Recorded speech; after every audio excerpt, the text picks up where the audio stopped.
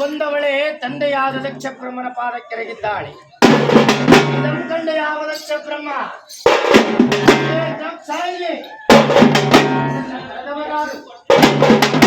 ಹೇಳಿದವರಾರು ಎಂದು ನಾನು ಕೈಲಾಸಕ್ಕೆ ಬಂದಾಗ ಗಂಡನ ಬದಿಯಲ್ಲಿ ಕಣ್ಣು ಮುಚ್ಚಿಕೊಳ್ಳುತ್ತಿದ್ದೆ. ದೇವತೆಗಳು ಆದರದಿಂದ ಸ್ವಾಗತಿಸಿ ಗೌರವ ಸನ್ಮಾನದನ್ನಾಗಿ ಮಾಡಿದರೆ ಗಂಡನಾದ ಬೂದಿ ಬೆಳಕ ಕಣ್ಣು ಮುಚ್ಚಿ ಕುಳಿತಿದ್ದ. ಮಾತನ್ನು ಕೇಳಿದೆ ಯಾವ ದ್ರಾಕ್ಷಾಯಣಿ, ತಂದೆ ದಕ್ಷ ಬ್ರಹ್ಮರೇ, ನನ್ನ ಪತಿ ಸರ್ವಲೋಕಾಧಿಪತಿ, ಅಂತವರಲ್ಲಿಯೂ ನೀವು ಗೌರವನ ಅಪೇಕ್ಷಿಸುವುದೇ? ಸರ್ವಲೋಕಾಧಿಪತಿಯೋ ನಿನ್ನ ಪತಿ? ಅನ್ನವಿಲ್ಲದೆ ಭಿಕ್ಷಾಟನೆಯನ್ನು ಮಾಡಿದವನು, ಧರಿಸಲು ಆಭರಣವಿಲ್ಲದೆ ವಿಷಸರ್ಪವನ್ನು ಧರಿಸಿದವನು, ಓಡಾಡಲು ವಾಹನಾದಿಗಳಿಲ್ಲದೆ ಮುದಿಬಸವನ ಮೇಲೆ ತಿರುಗಿದವನು,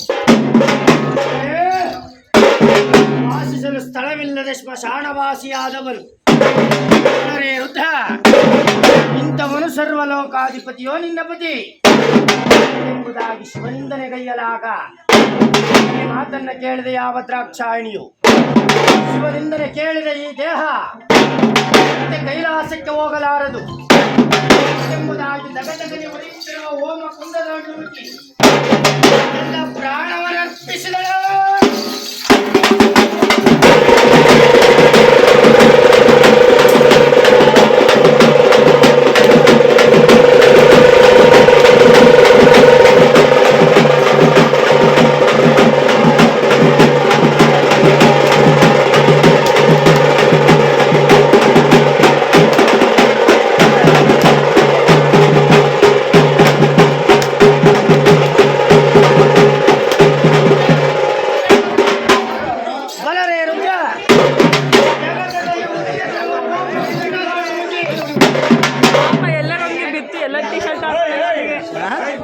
ತನ್ನ ಪ್ರಾಣವನ್ನೇ ಸಮರ್ಪಿಸಿದ್ದಾಳೆ.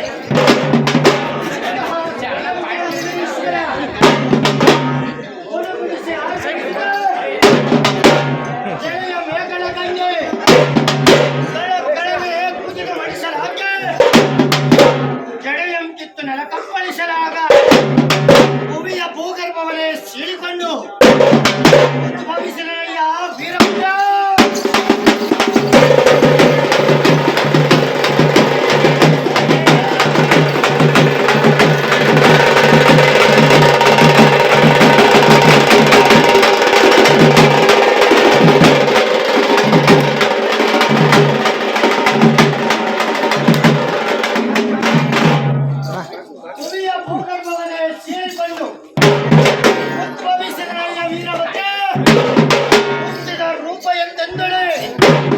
ಹುಟ್ಟಿದಾಗಲೇ ಉಪ್ಪಿನಾಗಾಸೆ, ಮಂಜುನಾಗಾಸೆ, ನಮ್ಮಗಾಸೆ, ಮಣ್ಣಿನ ಹಾವುಗೆ 2000 ಭುಜ, 3000 ಕಣ್ಣು,